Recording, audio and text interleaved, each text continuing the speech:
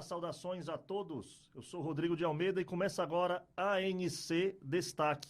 Sempre uma pauta ou uma personalidade de destaque escolhida pela ANC diretamente para você.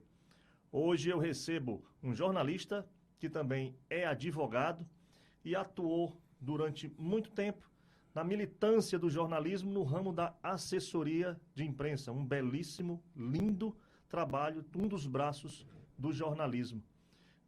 Eu falo de Denísio Pinheiro. Denísio, tudo bem? Tudo bom, Rodrigo? É um prazer e muito obrigado pela oportunidade.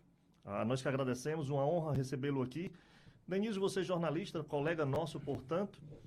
Você atuou durante quase 30 anos na assessoria de imprensa, de comunicação do ex-governador, atual senador Tasso Gereissati, um nome grandioso no cenário político nacional.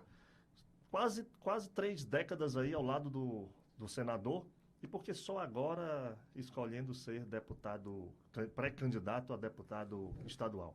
Rodrigo, realmente há 27 anos eu tenho acompanhado diariamente o governador e senador, hoje senador Tasso Gereissati.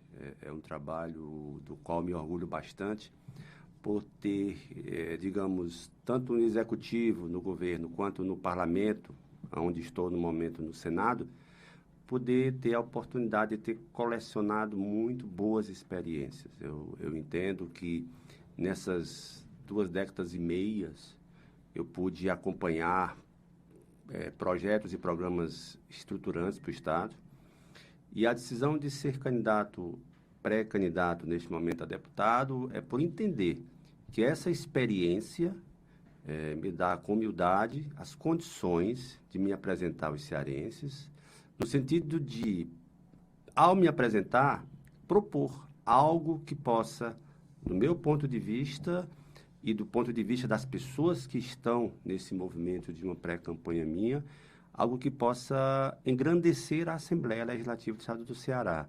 Essa é a minha percepção, esse é o meu propósito, com muita transparência e humildade, apresentar-me aos cearenses como algo que pode contribuir positivamente para o engrandecimento do nosso legislativo, da nossa Assembleia Legislativa. Perfeitamente.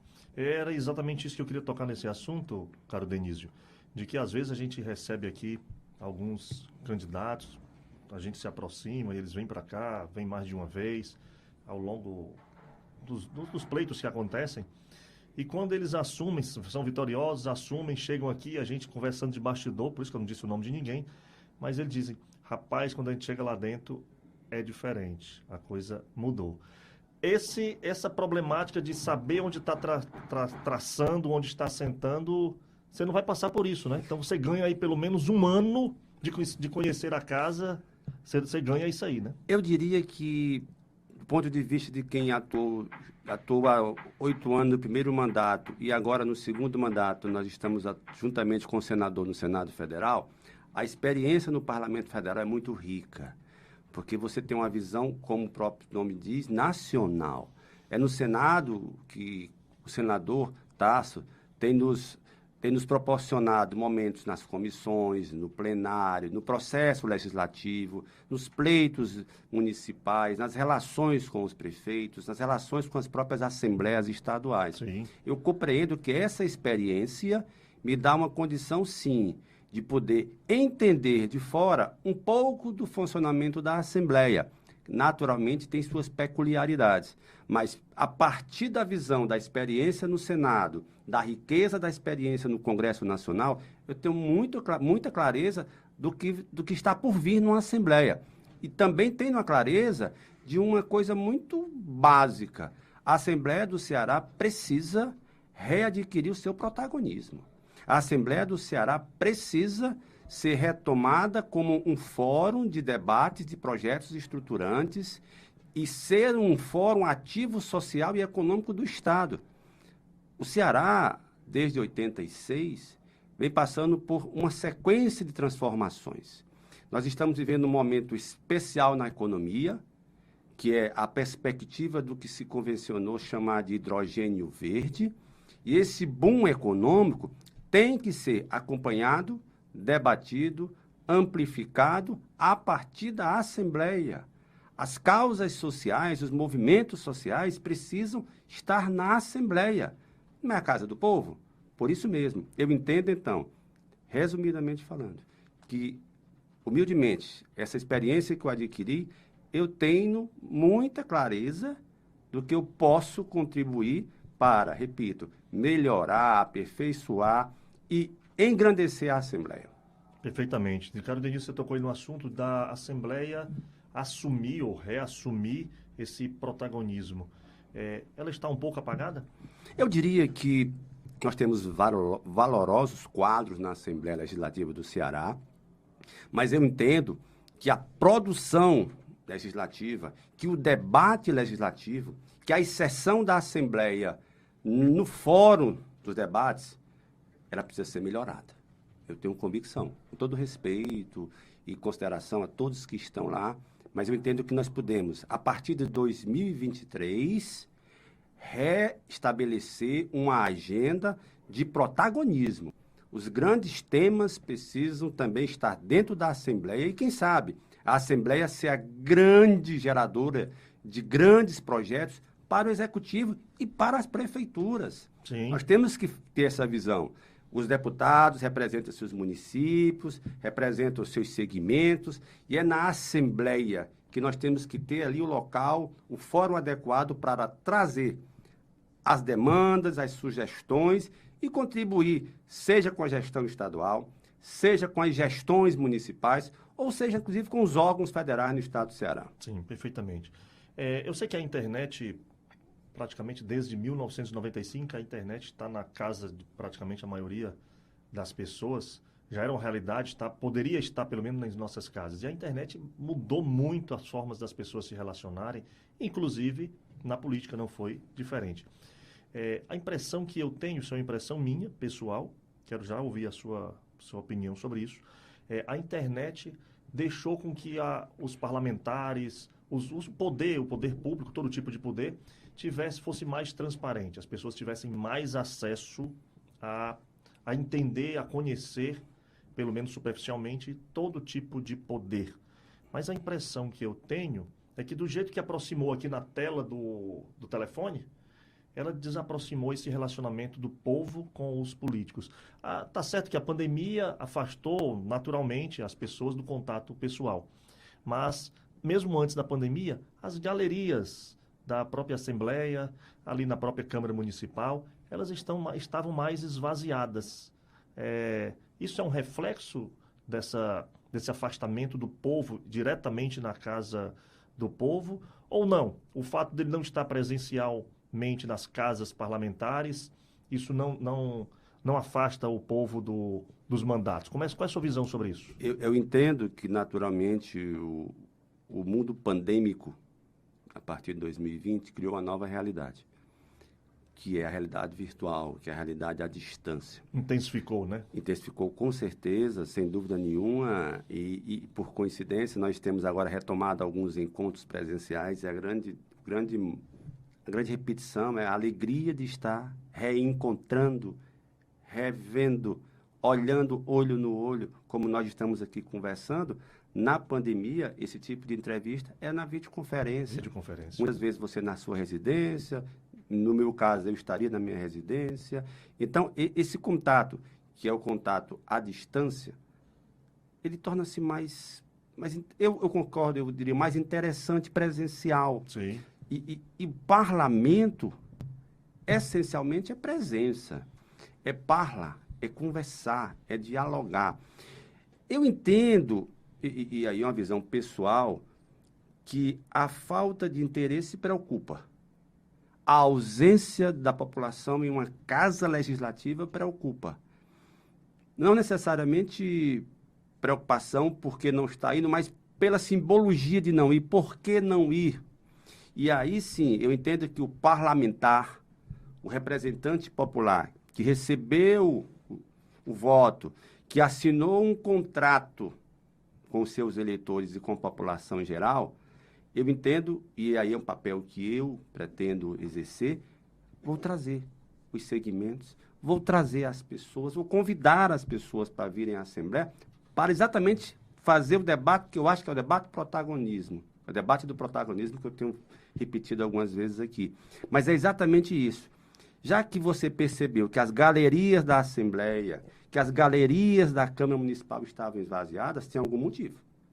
Não é por acaso. Não é por acaso. E antes da pandemia, isso? Isso me preocupa do ponto de vista que a política é o local, é o fórum adequado para as mudanças na sociedade. E a política precisa de gente do bem. A política precisa ser feita por bons propósitos, com bons princípios e bons propósitos. Então, é por isso que eu digo, mulheres de bem, venham para a política. Homens de bem, venham para a política. Essa criminalização da política interessa todo mundo no mesmo saco, a quem não faz a boa política. Exato. Porque eles se perpetuam com o discurso que todo mundo é igual, todo mundo faz errado. Não é verdade. Não dá para generalizar. Não dá para generalizar. A generalização é prejudicial, eu diria criminosa com a política. Nós precisamos qualificar a política, nós precisamos colocar nos parlamentos, nos executivos, pessoas comprometidas. E essa tese é que nós temos que agregar com essa corrente do bem na política. Sim. O Papa, o então Papa, nosso Papa atual, eu sou católico, você também é católico, o Papa Francisco disse que uma das grandes formas de caridade está exatamente no papel do político, né? Ou seja, o leigo não é um padre que vai ser candidato, não é uma freira que vai ser candidata, ele dizia isso para os leigos, né? A melhor forma, uma grande forma de fazer caridade é fazer um bom uso da política. Então, até a igreja se manifesta nesse sentido que você vem trazendo. E a política com o olhar humanizado, o olhar do cuidar. Quando você exerce um mandato, seja no parlamento, ou seja no executivo, e você consegue transferir um serviço de qualidade, você garante um projeto de melhoria de qualidade de vida, aquilo você está cuidando das pessoas. Você está fazendo uma ação humanitária. E eu sempre repito, política é servir ao público. O grande desafio é esse. E não apenas nas palavras. Fazer aquilo que você fala. Ou seja, executar aquilo que você promete. Compromisso é uma palavra importante na vida pública. Compromisso assumido tem que ser compromisso cumprido. E nesse momento que nós estamos nos aproximando de uma eleição, de um processo, digamos, decisório da vida dos próximos 4 anos, é fundamental que cada eleitor tenha consciência do valor, da importância do seu voto, para mudar aquilo que você não está gostando. Ou seja, se porventura você votou no candidato A ou no candidata B, e você chegou hoje e lembrou que há 4 anos assinou com ele um contrato, e ele não cumpriu as cláusulas contratuais, você tem a oportunidade agora de não renovar esse contrato. Exatamente, exatamente. Denísio, não dá para não fazer algumas perguntas para você sem tocar no assunto, no nome Tasso Gereissati. O primeiro slogan da campanha, caso esteja enganado, o primeiro slogan do primeiro mandato do então governador, 1986, ali naquela eleição, era governo das mudanças, não era isso? Exatamente. Uma grande mudança de paradigma em muitas coisas, inclusive na comunicação política aqui para o Ceará, trouxe avanço nisso, inclusive. É tanto que nas faculdades, nas boas faculdades de jornalismo, a gente vê esse período, estuda esse período como uma grande mudança da comunicação. Então, disso, não dá para desvincular sua atuação do governo Tasso. O governo Tasso teve essa mudança, sim, foi uma mudança de paradigma. E como é que você vê essa grande mudança do Tasso, ali do final dos anos 80 até hoje? Os grandes avanços que ele implantou na nossa sociedade. Como é que você destaca o quê? Veja bem, Rodrigo, quando o governador Tasso se candidatou na primeira eleição, no ano de 1986, eu estava no meu primeiro ano do curso de jornalismo. Sim. Eu estava na faculdade e acompanhei à distância o processo de eleição e de ruptura. O governo das mudanças, e a literatura está aí para comprovar, foi um governo de absoluta ruptura, com um modelo clientelista, patrimonialista, que estava se mantendo no Estado, o Estado falido, literalmente sem credibilidade, sem dinheiro para pagar sequer o seu funcionalismo público. Quem é funcionário público do Estado há mais de 30 anos sabe muito bem o que eram as gonzaguetas, eram vales que eram entregues aos servidores em 86, porque o Estado não tinha capacidade de pagar mensalmente. Eu diria que o primeiro governo, como você bem disse, o governo das mudanças, foi um governo de ruptura, um governo de reorganização, de refundação do Estado cearense, onde ele estabeleceu as bases, o governador Tasso estabeleceu um projeto de reorganização do Estado, de recriação, de mudança de filosofia, digamos, de péssima gestão, e estabeleceu a partir dali um Estado novo, um Estado com novas bases de desenvolvimento. Então, o primeiro governo foi, sim, difícil, de enfrentamentos duros, principalmente com a elite cearense, mas que o povo estava entendendo que aquele processo de mudança era em benefício do povo. E das grandes referências que eu trago na minha vida profissional é a grandeza de um projeto simples que nasceu em 87, idealizado por Miriam e Carlile Lavô, que foram os agentes comunitários de saúde. O emblema do primeiro governo na área social foi esse. E eu diria que, a partir dali, o Estado começou a entender que o passo era diferente, que o futuro era outro. E a história está aí para comprovar. De 86 a 2022, nós temos um Estado absolutamente transformado. Desafios, muitos ainda a serem superados, mas conquistas, muitas a serem comemoradas. Isso, você fala aí dos desafios, muitos a serem. Claro, a gente tem que estar sempre evoluindo. Denísio, na área da educação, o Ceará tem dado, sim, alguns avanços desde 86 para cá, 87 para cá, né? Deu muitos avanços, né? Mas o Brasil ainda continua, e aí eu falo de Brasil, o cenário brasileiro ainda está nos últimos lugares do ranking mundial em termos de educação.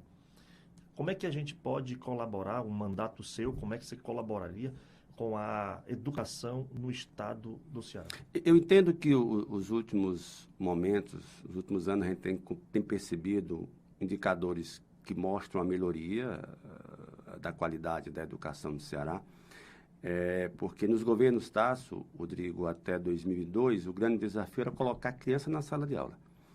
O governador, em 98, lançou um desafio, e em 2002 comemorou, que foi colocar 97% das crianças na sala de aula. Quer dizer, de cada 100 crianças cearenses, 97 estavam na sala de aula. Foi um indicador importante para colocar, era a quantidade. A partir de 2002, se trabalhou a qualidade do ensino. Eu diria que no estado do Ceará, hoje nós temos um grande desafio, e essa meta esse projeto eu tenho discutido muito com pessoas há alguns meses, mentes iluminadas, como o ex-secretário de Ciência e Tecnologia, Ariosto Holanda, que eu entendo que o ensino profissionalizante é importante nós pensarmos o fortalecimento do ensino profissionalizante no estado do Ceará como uma ferramenta de colocar o nosso jovem nessa perspectiva do desenvolvimento econômico. Paralelo a isso, nós temos que entender as pequenas e microempresas do estado do Ceará. A educação é, sem dúvida, a base do desenvolvimento humano em qualquer parte do planeta. Nós não podemos ceder 1 milímetro na Assembleia, no sentido de procurar fortalecer a rede de ensino profissionalizante do estado do Ceará.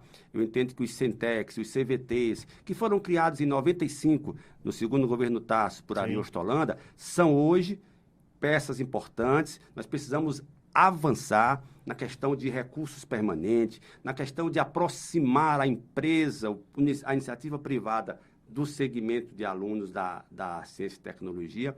E eu tenho, na ciência e tecnologia, no fortalecimento das universidades, o papel social das universidades estaduais no estado do Ceará. É preciso reinserir fortemente a URCA, a UVA, a UES, os campos que estão espalhados pelo estado do Ceará, no ponto de vista de peculiaridades regionais, o desenvolvimento regional é fundamental com a participação da academia.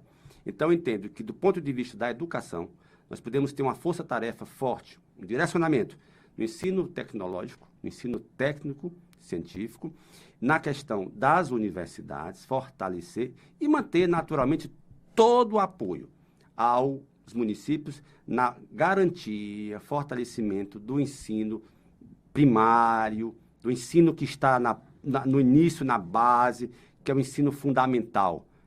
Isso é básico. Então, repetindo e resumindo, ensino técnico profissionalizante e fortalecimento do papel social das universidades. Como é que você analisa essa vocação, você falando aí do ensino técnico profissionalizante, como é que você analisa essa vocação natural em diversas regiões do estado do Ceará? Turismo, agricultura, como é que você imagina? Eu tenho, por exemplo, debatido bastante, quem não conhece, mas vai um dia ter a possibilidade de conhecer, Ania Ribeiro. Sim. Doutora Ania Ribeiro é uma referência nacional do turismo, do sim. planejamento do turismo. Quem não conhece, procure Prodetur. É um programa que nasceu aqui no Ceará na década de 89, o nome era Prodetures. No segundo governo do senador Tasso, a partir de 95, Ania Ribeiro, secretária, criou o Prodetur Nordeste 1, 2, 3, que hoje é um programa nacional.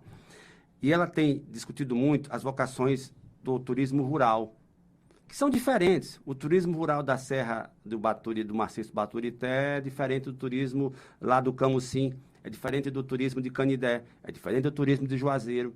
Então, eu entendo que é fundamental termos uma clara noção das vocações locais.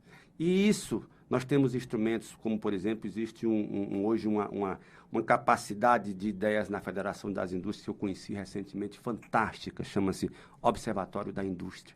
É uma experiência que a FIEC tem desenvolvido, Rodrigo, exemplar, onde você tem os diagnósticos regionais, as informações, município a município, região a região.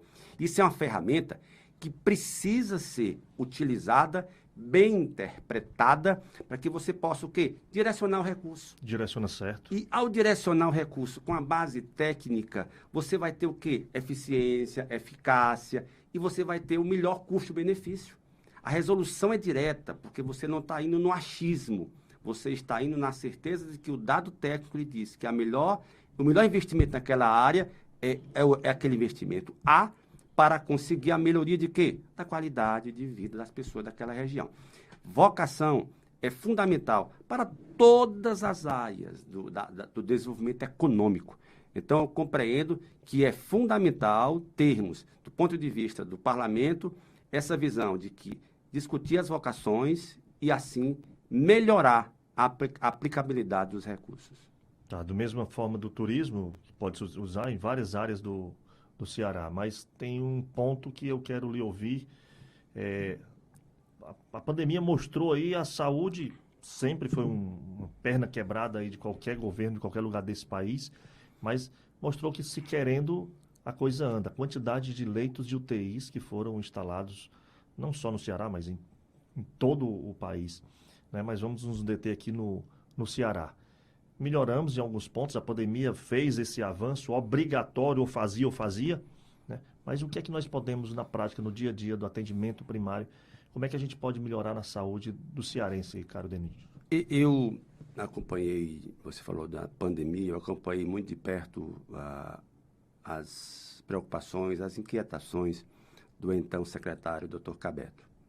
Dr. Cabeto, ao lado do governador Camilo Santana, tiveram um enfrentamento muito rigoroso no Estado, esse rigor no sentido de dar aos cearenses a melhor possibilidade de enfrentamento de uma guerra. E os dois, como ninguém, podem ser testemunha dos desafios que foram enfrentados.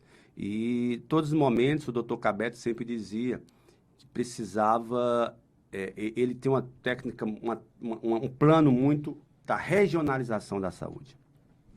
Nós precisamos entender a regionalização como a saída da resolutividade. Para a resolutividade. O que é isso? À medida que você tem um polo de saúde regionalizado, onde você tem uma unidade macro que atende aquela região, você evita a ambulância do interior para Fortaleza. Você segura no município, na região, aquela pessoa. Você diminui o custo da saúde. Então, a saída para mim, eu entendo e comungo isso com o doutor Cabeto, que fez um exemplar trabalho na Secretaria de Saúde do Estado. Recentemente, o senador Tassi, inclusive, citou o Cabeto na referência ao trabalho dele, que ele conseguiu dominar a pandemia no estado do Ceará. Eu diria que nós temos que ter noção. O Ceará hoje tem 18 municípios com UTIs no interior do estado.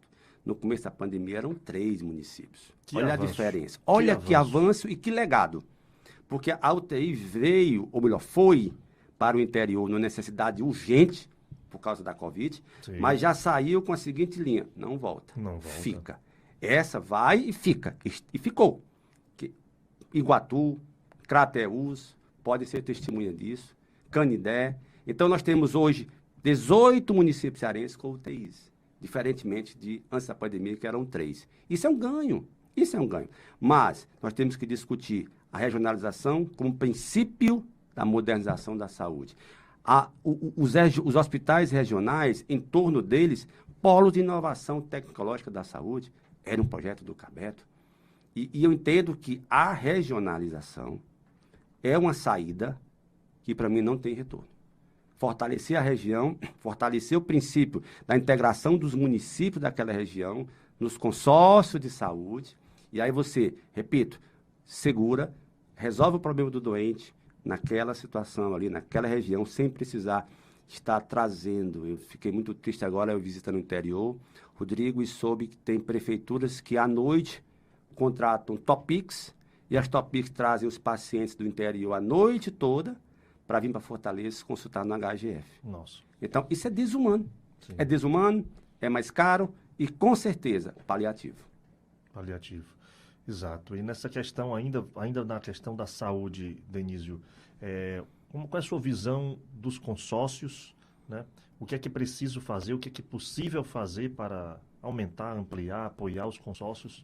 Como é que você verifica isso? Eu fiquei muito feliz que esse tema foi um dos temas mais difíceis assim, que o Cabeto enfrentou no começo da gestão dele, quando ele, juntamente com o governador, decidiram tomar uma decisão corajosa, do ponto de vista político, mas acertadíssima. Acabar com a interferência política. Então, os consórcios passaram a ser eleitos, fortemente eleitos, e aquilo deixou de ter interferência política. Isso é muito importante para a viabilidade. Eu entendo que o consórcio é uma forma de você regionalizar a saúde, trabalhar os problemas regionais com os próprios gestores daquela região, e a não politização dos consórcios, para mim, foi um ganho fundamental. Fundamental. E é preciso, sim, manter essa bandeira viva. Fortalecimento da regionalização da saúde com a atuação digna, correta, transparente dos consórcios é muito importante para que nós tenhamos um sistema integrado, regionalizado e atendendo ali, naquele local, as pessoas. E na prática, como fortalecer esses consórcios? Eu entendo com a política de treinamento, com a política de atendimento e melhoria da qualidade dos serviços, com a padronização, com o fortalecimento dos profissionais da região. Então, é desta forma, valorizando o profissional, reduzindo o custo, melhorando os sistemas de acompanhamento de saúde nas regiões. Ou seja, é como o próprio projeto diz, modernização. E o processo de modernização, ele não se extingue, ele se renova dia a dia. E há muitas palavras do Dr. Cabeto, que é alguém que a história, se não colocou, vai colocar no devido lugar, com muita honra.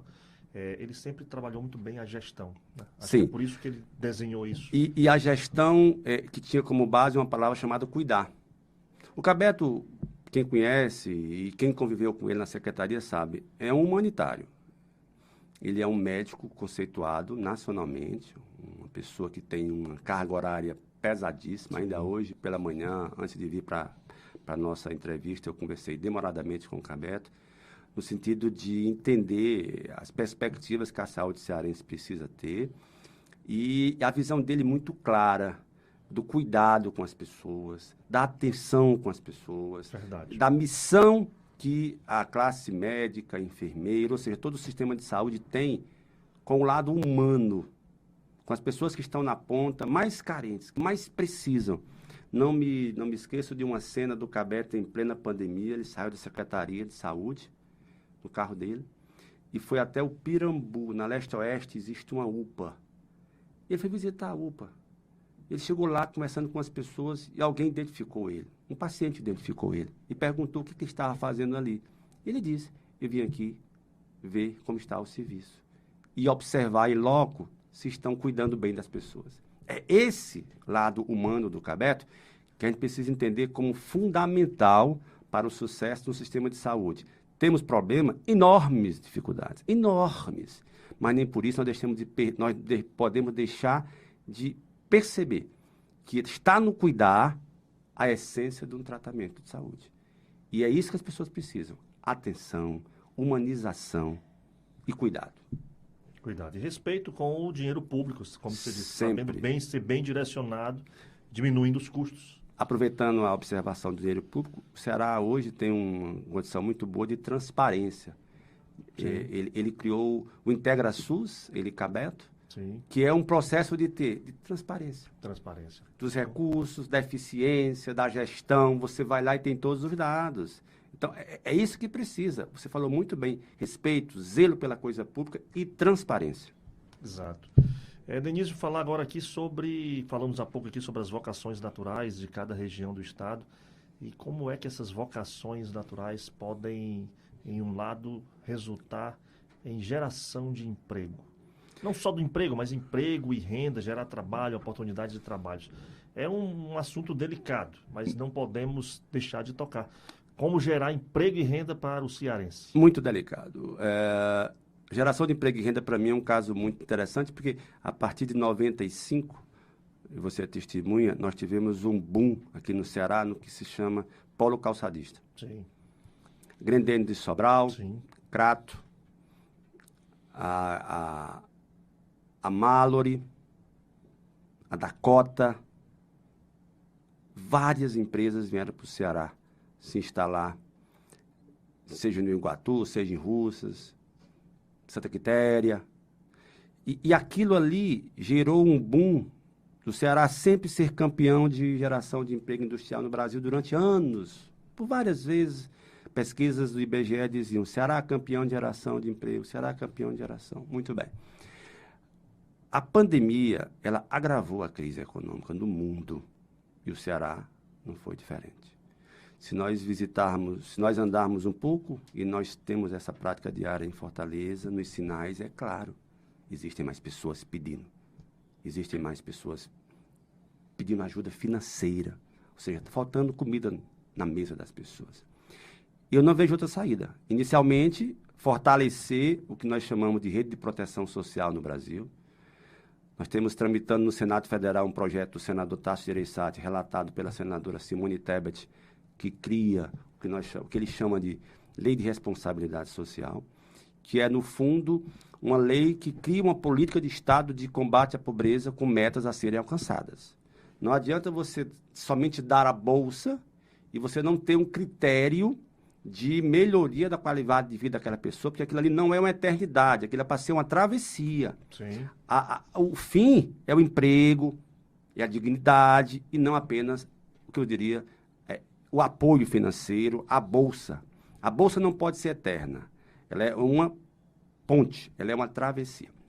Então, eu compreendo que nós temos que discutir fortemente com o setor produtivo cearense um novo momento, repito o que eu falei um pouco atrás, sobre pequenas e microempresas que dominam a nossa economia, os dados são muito claros, as pequenas e microempresas estão ali em torno de 85% a 90% de todas as empresas cearenses.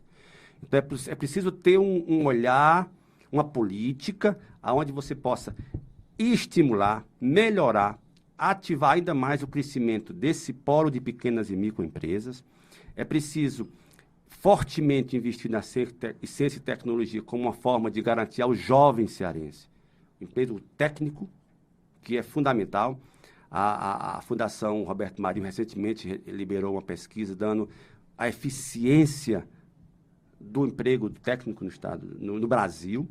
E eu entendo que é preciso redimensionar a política de geração de emprego no Ceará, com fortalecimento de parcerias com o SEBRAE, com a Federação das Indústrias, o governo sendo o indutor, o condutor de toda a política, e a Assembleia propiciando um debate amplo com todas as classes econômicas do Estado, com a academia, com a FIEC. Qual é o novo modelo de emprego que nós precisamos ter para daqui a 20 anos, nos próximos 30 anos? Qual é a vocação que nós temos que trabalhar? No turismo, nós temos um setor, Rodrigo, sofrendo barbaridade, o setor de eventos. Eventos, que turismo, foi absolutamente afetado durante a pandemia. Está retomando, sim, mas a retomada tem que ser gradual e consistente. E o buraco para trás fica, né? Fica. Quando eu digo buraco, é famílias, são empregos. E que foram totalmente desestruturadas por uma situação econômica de uma pandemia, nós entendemos. Então, nós precisamos ter o pé no chão de que tem o urgente, o urgente, o emergencial, mas que temos que ter uma política a médio e a longo prazo também, para que nós possamos ter no Ceará um desenvolvimento equilibrado, sustentado e absolutamente correto no bom emprego das vocações.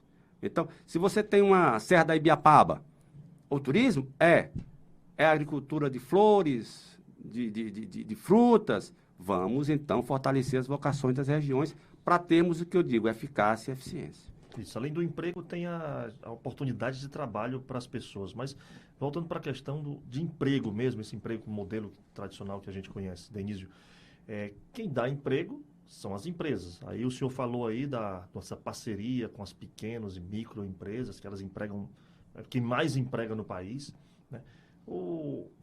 Como é que essas empresas poderiam ter um apoio melhor do Estado? Eu penso que o Estado tem uma estrutura, a Secretaria de Desenvolvimento Econômico, do ponto de vista de criar políticas públicas que visem, primeiramente, oferecer capacitação, e aí nós temos o Sistema S com o SENAI, nós temos o próprio SEBRAE como braço do governo. O governo tem a possibilidade de oferecer programas de infraestrutura para essas empresas, como órgão gestor das ações executivas.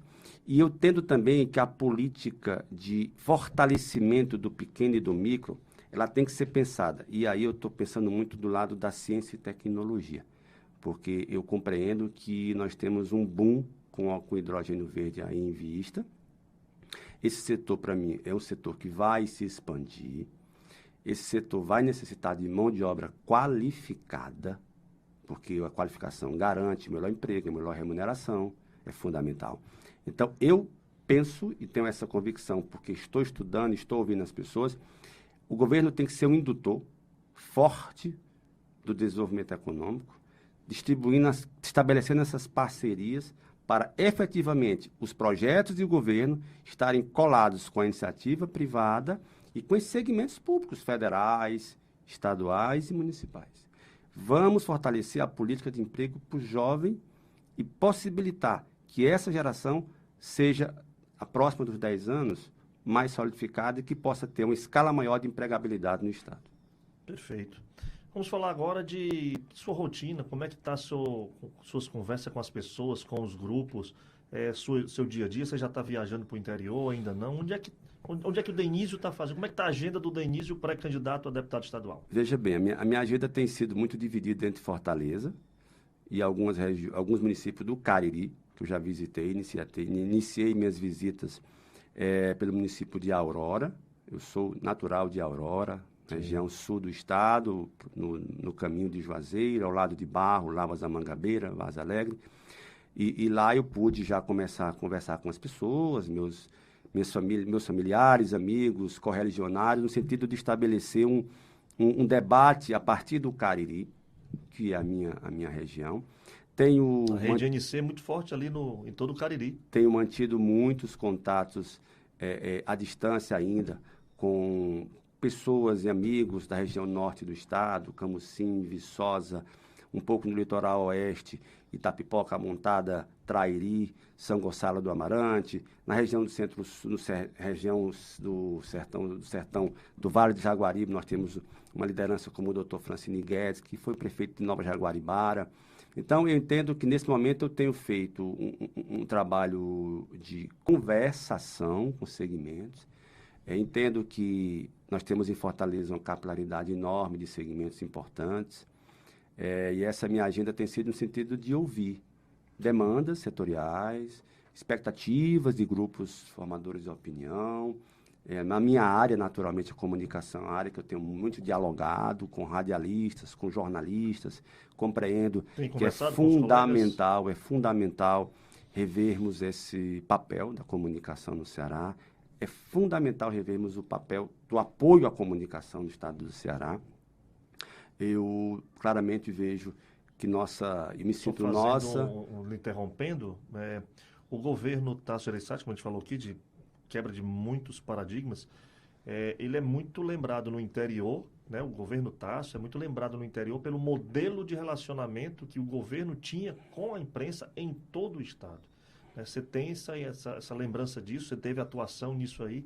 Fala um pouquinho disso também. Eu tive a honra, né, de coordenar a imprensa nos governos, nos 2 últimos governos do governador Tasso.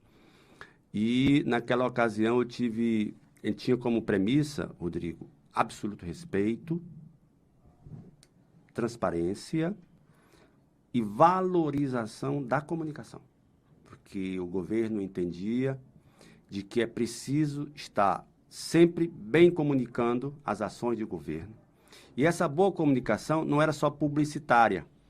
Ela tinha o braço assessoria de imprensa, fundamental. E nós sempre tivemos, me lembro muito bem, nós tínhamos um programa de rede de rádio chamado Fala Ceará, que era um noticiário diário, noticiário que falava das notícias do Brasil e do mundo, mas que falava das ações de governo, e que nós transmitíamos à época por uma rede de rádio no interior do estado. E isso nos estabeleceu um elo muito bom, nosso, enquanto assessores de imprensa do governo, seja no governo central, seja nas secretarias, com os comunicadores de todo o estado do Ceará.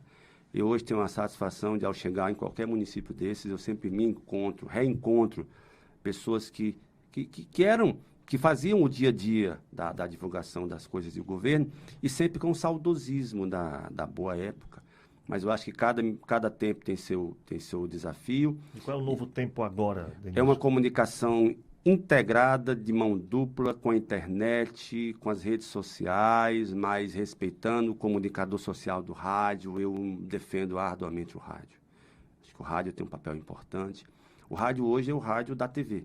Né? O rádio está virando a TV, né? Queira ou não, essa mistura toda que nós temos aqui, por exemplo, a espetacular experiência da ANC, muito bem coordenada pelo César, é um retrato disso. É a modernidade. A internet avançou o rádio, ampliou o rádio. Ampliou o rádio e aproximou o rádio ainda mais, colocando ainda mais dentro da sua casa. Sim. Porque você hoje não está apenas com o rádio ouvindo, você tem a possibilidade de ter no seu telefone ali o vídeo do estúdio, da emissora, ao vivo para você. É o comunicador em áudio e vídeo. Sim. Então, eu compreendo que a memória do modelo Tasso, do governo Tasso, de fazer comunicação, e à época tínhamos um apoio irrestrito do secretário Assir Machado Neto, que sempre tinha essa percepção também importante da comunicação. Eu diria que muito me gratifica perceber que o modelo estava certo, mas também aumenta a minha responsabilidade nessa condição de pré-candidato de dizer, eu também tenho um compromisso com os comunicadores cearenses. Quando o parlamentar, se assim for vontade, se Deus quiser, do povo cearense, poder honrar e defender junto à Assembleia, junto ao governo, uma política de comunicação social bem clara, transparente e que valorize, que respeite o profissional de comunicação, radialista, jornalista, homem das mídias sociais. Cada um no seu papel, tendo liberdade, respeito e valorização. Perfeito, perfeito. Então, Denilson, é isso. Nós estamos já caminhando para o final do programa. Ótimo, foi uma conversa sensacional aqui, fenomenal que pudemos ter. Não chamo nem isso, nem ouso chamar de entrevista, mas foi um bate-papo muito agradável, em que as pessoas do outro lado puderam conhecer um pouquinho aí daquele homem que estava nos bastidores de um grande político em cenário nacional, do atual senador e ex-governador do estado do Ceará, o Tasso Gereissati. né? Denísio, fala um pouquinho aí da tua mensagem final aí para quem está do outro lado aí nos ouvindo, nos escutando e nos vendo também. Rodrigo, primeiramente eu queria agradecer a você, a todos os seus ouvintes, internautas que estão nos acompanhando e dizer da gratidão que tenho ao povo cearense pelo que eu já pude receber como assessor de imprensa do governador e do senador Tasso. Eu entendo que nessas 2 décadas e mais 7 anos, consegui ter muitos amigos, colecionar muitos amigos na política e na vida pública, e dizer que é fundamental que nós tenhamos essa percepção de que na vida, a vida é feita de desafios. A vida é feita movida por desafios. E o desafio que eu estou me colocando agora é no sentido de poder, com a minha experiência, com a minha vivência, com o meu, digamos, o meu trabalho, ofertar aos cearenses uma possibilidade de contribuir, no ponto de vista de um parlamentar, de um deputado estadual, para melhorar a qualidade de vida das pessoas. Esse é o grande desafio. E eu gostaria de agradecer a você, a toda a sua equipe, a todos que fazem a ANC e dizer muito obrigado, fiquem com Deus e Deus nos conduza sempre do lado do bem, do humano, do justo, do solidário. É isso que nós precisamos ser, porque nós precisamos construir uma sociedade mais desenvolvida, harmoniosa e justa. Perfeitamente, mas eu não vou parar por aqui não. O senhor foi assessor aí, continua sendo assessor do Tasso Gereissati. Obviamente você trocou muita ideia com ele, trocou muita figurinha com ele, e um homem dali, você falou de experiência, é um homem experiente. O que foi que ele lhe disse quando você decidiu? Conta um pouquinho dessa história. O que foi que ele falou para você? Que conselho ele deu? Ou ele disse, sai de perto, sai fora? Não, o senador Tasso é um homem que aposta em desafios. Pela sua origem, pela sua história de vida, é um homem habilitado, acostumado à vida e fez conduzir um homem de desafios. E no primeiro momento em que eu pude conversar com ele sobre essa pré-candidatura, ele foi muito enfático e recebeu muito bem a ideia. E naturalmente, foi surpresa para ele? Naturalmente, sim. Surpresa, porque o meu estilo, e aí eu diria isso, eu construí a candidatura no núcleo familiar. Minha família foi meu primeiro momento de decisão. Tá com minha apoio deles, mãe, então. minhas irmãs, minha esposa e meus filhos. Sempre eu comecei a discutir isso pela família. E foi com esse espírito de apoio integral que eu pude conversar em seguida com o senador. E ele, no primeiro momento, surpreso com aquela minha ideia, contente com a ideia, feliz com a iniciativa e foi enfático. Eu concordo e apoio. E eu perguntei se eu podia ir em frente. Ele disse, pode ir em frente. E desta forma tenho me mantido, desde a primeira conversa, ou seja, todos os passos ancorados, conversados, debatidos com ele, debatidos com a dona Renata Gereissati, nossa eterna primeira-dama, que fez um trabalho espetacular no governo do Estado do Ceará, na área social, na área do artesanato, na área de políticas públicas voltadas para as crianças. Dona Renata é uma incentivadora, é uma motivadora, e ela entende que é preciso, sim, contribuir com a boa política. E eu tenho conversado todos os passos com o senador, todos.